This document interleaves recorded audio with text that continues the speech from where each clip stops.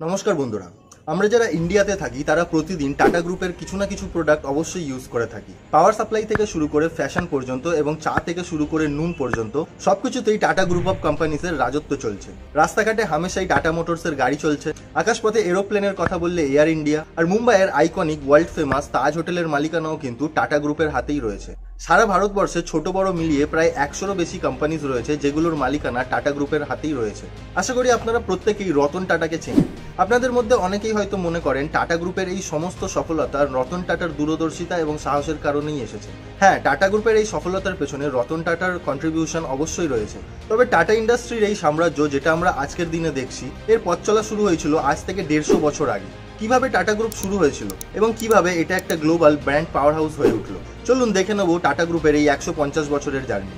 আজকের দিনে টাটা গ্রুপের প্রোডাক্ট 150টিরও বেশি দেশে এক্সপোর্ট করা হয়। এর মধ্যে 100টিরও বেশি দেশে ম্যানেজমেন্টের সমস্ত কাজ টাটা গ্রুপ নিজেরাই করে। 2024-এর এস্টিমেট অনুযায়ী টাটা গ্রুপের মোট ক্যাপিটাল হচ্ছে $403 বিলিয়ন। ইন্ডিয়ান কারেন্সিতে যেটা দাঁড়ায় 33,655 বিলিয়ন রুপিস। বাংলাদেশি কারেন্সিতে যেটা দাঁড়ায় 48,173 বিলিয়ন বাংলাদেশি টাকা, এবং পাকিস্তানি কারেন্সিতে এটা দাঁড়ায় 1,12,000 বিলিয়ন পাকিস্তানি রুপিস। যে টাকাটা দিয়ে পাকিস্তানের মাথায় যত ধার রয়েছে সেটা একবার নয় দুবার শোধ করে দেওয়া সম্ভব। গাড়ি হোক বা গয়না, নুন হোক বা চা পাতা, এয়ারলাইন্স ইন্ডাস্ট্রি থেকে নিয়ে রিয়েল এস্টেট ইন্ডাস্ট্রি পর্যন্ত টাটা গ্রুপ 24টিরও বেশি সার্ভিসেস এবং প্রোডাক্টস প্রোভাইড করে থাকে। সফলতার এই জার্নি শুরু করেছিলেন রতন টাটার ঠাকুরদার বাবা শ্রী জামশেদজি টাটা আজ থেকে 156 বছর আগে। মূলধন ছিল 21,000 টাকা। জামশেদজি নিজের বাবার সাথে তুলো বা কটন কেনাবেচার কাজ করতেন। 1868 সালে তিনি নিজের একটি কোম্পানি শুরু করেন। তখন তার বয়স ছিল মাত্র 29 বছর। এই কোম্পানি থেকে তুলো বা কটন এক্সপোর্ট করা হতো। কিছু কিছু টেক্সটাইল কোম্পানি এই তুলো কিনে কাপড় বানিয়ে বিক্রি করত।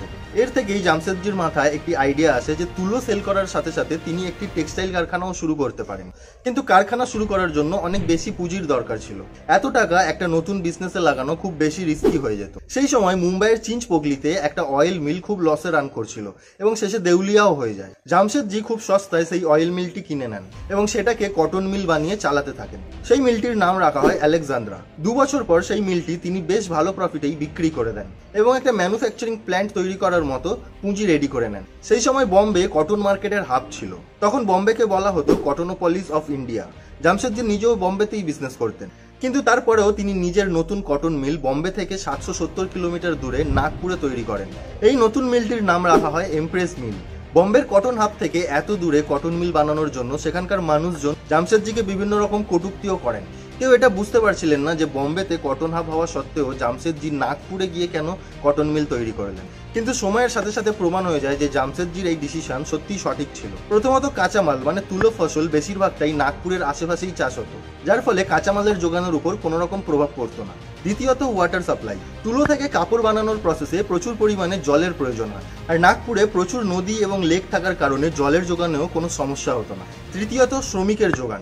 বম্বের মতো শহরে শ্রমিকের চাহিদা প্রচুর বেশি থাকায় অনেক সময় ভালো শ্রমিক পাওয়া যেত না। তাছাড়া শহরের জীবনযাত্রার খরচ অনেক বেশি হওয়ার কারণে সেখানে শ্রমিকদের রেটও বেশি ছিল। কিন্তু নাগপুরে বেকারত্ব বেশি থাকার কারণে সেখানে শ্রমিকদের রেট তুলনামূলক কম ছিল এবং অ্যাভেলেবিলিটি বেশি ছিল। তবে যেহেতু নাগপুরে আগে কোনো কটন মিল ছিল না, তাই সেখানকার শ্রমিকরা খুব একটা প্রশিক্ষণ প্রাপ্ত ছিল না। তাদেরকে ভালোভাবে ট্রেন করার দরকার ছিল। জামশেদজি দেখছিলেন ওয়ার্কার্সরা মন দিয়ে কাজ করছে না, কথায় কথায় ছুটি করছে।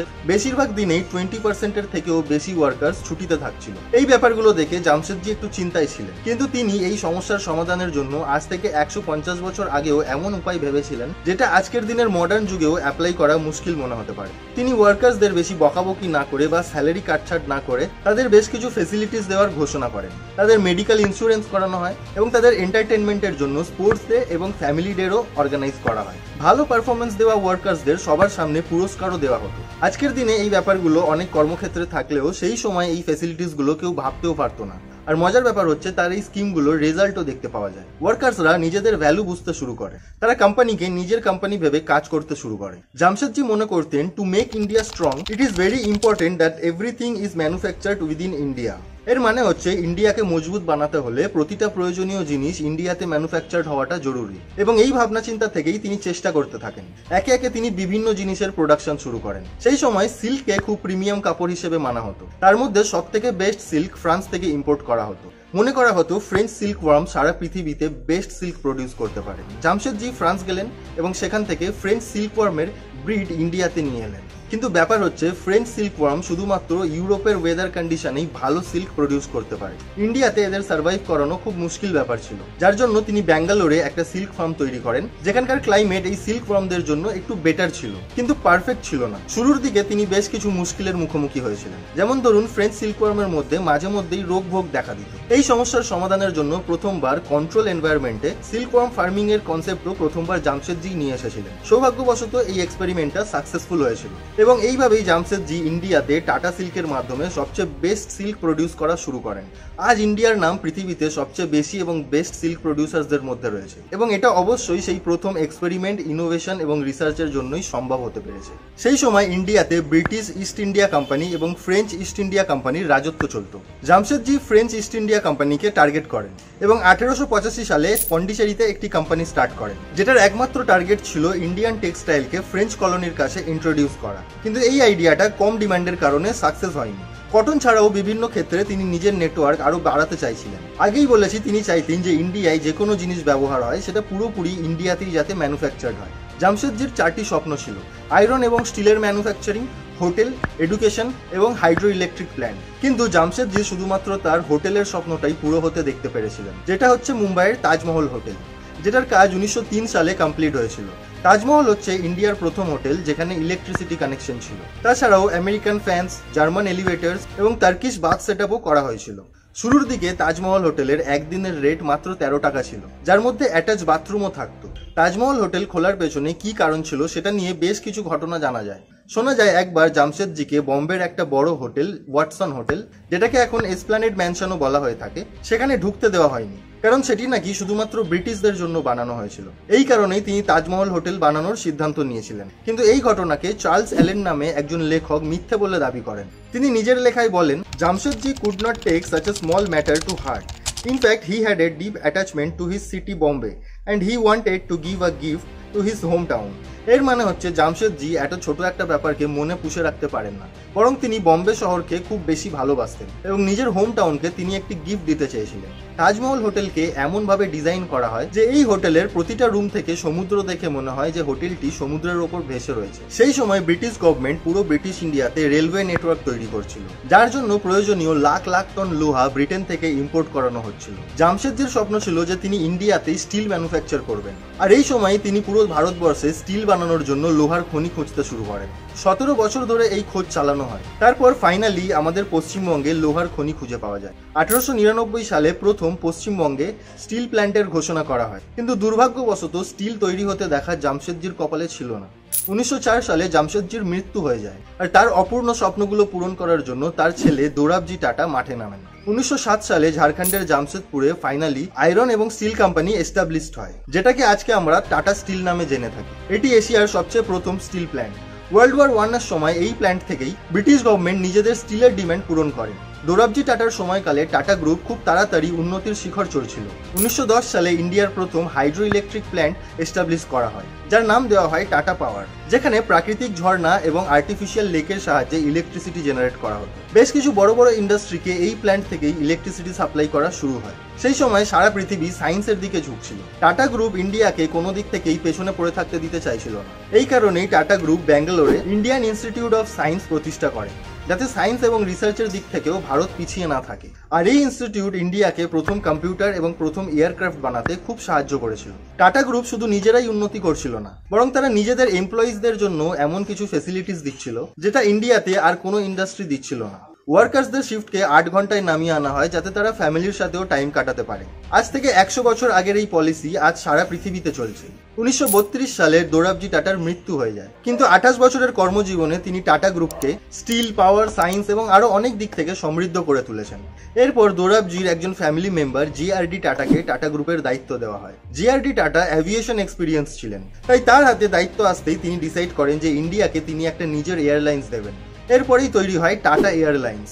ইন্ডিয়াতে এটা কোনো বিপ্লবের থেকে কম ছিল না, ইন্ডিয়া নিজের এয়ারলাইন্স পেয়ে গেছিল। টাটা এয়ারলাইন্সের প্রথম উড়ানের পাইলট ছিলেন স্বয়ং জে.আর.ডি. টাটা, এবং ভারতের প্রথম কমার্শিয়াল পাইলট হিসেবে তিনি নিজের নাম লিখিয়েছিলেন। কিন্তু 1947 সালে স্বাধীনতা পাওয়ার পর ইন্ডিয়ান গভর্নমেন্ট ইন্ডিয়ার বেশ কিছু ইন্ডাস্ট্রিকে নিজেদের কন্ট্রোলে নিয়ে নেয়, যার মধ্যে ছিল টাটা এয়ারলাইন্সও, আর এর নাম পাল্টে রাখা হয় এয়ার ইন্ডিয়া। এবার পালা ছিল কেমিক্যাল ইন্ডাস্ট্রি। জে.আর.ডি. টাটা ফিল করেছিলেন যে ভারতে কেমিক্যাল ইন্ডাস্ট্রি তো রয়েছে, কিন্তু তাদের কাজ কমপ্লিট করার জন্য বিভিন্ন কেমিক্যাল অন্য দেশ থেকে ইম্পোর্ট করাতে হয়। যেমন ধরুন, কাঁচ, সাবান এবং সার্ফের মতো প্রোডাক্ট বানানোর জন্য কস্টিক সোডা এবং সোডা অ্যাসের প্রয়োজন হয়, কিন্তু এইসব কেমিক্যাল ইন্ডিয়াতে পাওয়া যেত না। এই কারণে 1939 সালে টাটা কেমিক্যাল নামে একটা কোম্পানি শুরু করা হয়, যেখানে ইন্ডিয়ার জন্য বিভিন্ন কেমিক্যাল তৈরি করা হতো। এই কোম্পানি ইন্ডিয়াতে রাসায়নিক সার তৈরি করতে এবং আরো বিভিন্ন দিক থেকে ইন্ডিয়াকে বেড়ে উঠতে খুব বেশি সাহায্য করেছিল। এরপর জে.আর.ডি. টাটা ট্রান্সপোর্টেশনে বিপ্লব আনার কথা চিন্তা করেন। তিনি ট্রাকস এবং ইঞ্জিন বানানোর জন্য একটা কোম্পানি স্টার্ট করেন, যেটাকে আজকে আমরা টাটা মোটরস নামে চিনি। টাটা মোটরস বিভিন্ন মডেলের কার্স, ট্রাকস এবং আরো বিভিন্ন যানবাহন তৈরি করে। আজকের দিনও ইন্ডিয়াতে টাটা মোটরস একটা ওয়েল নোন কোম্পানি, এবং এদের গাড়ি সাউথ আফ্রিকাতেও এক্সপোর্ট করা হয়। এরপর 1960 সালে যখন পৃথিবী টেকনোলজি এবং কম্পিউটারের দিকে ঝুঁকছিল, তখন টাটা গ্রুপও পিছিয়ে ছিল না। তারা ইন্ডিয়ার সবচেয়ে প্রথম আইটি কোম্পানি টিসিএস বা টাটা কনসালটেন্সি সার্ভিসেস স্টার্ট করেন। 1984 সালে জে.আর.ডি. টাটা লক্ষ্য করেন যে ইন্ডিয়াতে মানুষ চা খেতে খুব বেশি পছন্দ করে। তখনই টাটা গ্রুপ চায়ের এই চাহিদার কথা ভেবে টাটা টি নামে একটা কোম্পানি স্টার্ট করে, যেটা আজও সারা পৃথিবীতে চা বিক্রি করা কোম্পানিগুলোর মধ্যে একটা অন্যতম নাম। এর সাথে সাথেই জে.আর.ডি. টাটার বয়স বাড়ছিল। এই কারণেই তিনি নিজে বেঁচে থাকতে থাকতে নিজের ফ্যামিলির একজনকে বিজনেস হ্যান্ডেল করার জন্য ইউএসএ থেকে ইন্ডিয়াতে ডেকে নেন। ইনি আর কেউ নন, ইনি আমাদের সবার চেনা মিস্টার রতন টাটা স্যার। প্রথমে রতন টাটাকে শুধুমাত্র টাটা স্টিলের দায়িত্ব দেওয়া হয়। তিনি টাটা স্টিলকে লোকসান থেকে বের করে লাভের মুখ দেখান। এটা দেখে জে.আর.ডি. টাটা খুব ইমপ্রেস হয়ে যান এবং 1991 সালে রতন টাটাকে টাটা গ্রুপের চেয়ারম্যান বানিয়ে দেন। রতন টাটা একজন মডার্ন মানুষ, তাই তিনি সবকিছুতেই টেকনোলজির ইউজ করতে চাইতেন। তিনি টাটা গ্রুপের চেয়ারম্যান হওয়ার সাথে সাথেই চিন্তা করেন যে টাটা মোটরস কার্স এবং ট্রাকস তো বানায়, কিন্তু এরকম কোনো গাড়ি নেই যেটার কমপ্লিট ম্যানুফ্যাকচার ইন্ডিয়াতেই হয়, মানে কোনো না কোনো পার্টস বাইরে থেকে ইম্পোর্ট করাতেই হয়। সেই কারণেই টাটা গ্রুপ একটা নতুন কার ম্যানুফ্যাকচারিং প্ল্যান্ট তৈরি করে এবং 1998 সালে ইন্ডিকা লঞ্চ করা হয়, যেটা পুরোপুরিভাবেই ইন্ডিয়াতে ম্যানুফ্যাকচার। টিসিএস এর শুরুতে শুধুমাত্র বেসিক ডেটা এন্ট্রি এবং ম্যানেজমেন্টেরই কাজ করা হতো। রতন টাটা টিসিএস কে সফটওয়্যার ডেভেলপমেন্ট কোম্পানিতে শিফট করে দেন এবং পৃথিবীর টপ লিডিং সফটওয়্যার ডেভেলপমেন্ট কোম্পানিগুলোর মধ্যে আজ টিসিএস এর নাম রয়েছে। রতন টাটার ছায়ায় টাটা গ্রুপ পৃথিবীর বিভিন্ন ওয়েল নোন ব্র্যান্ডগুলোকে কিনতে শুরু করে।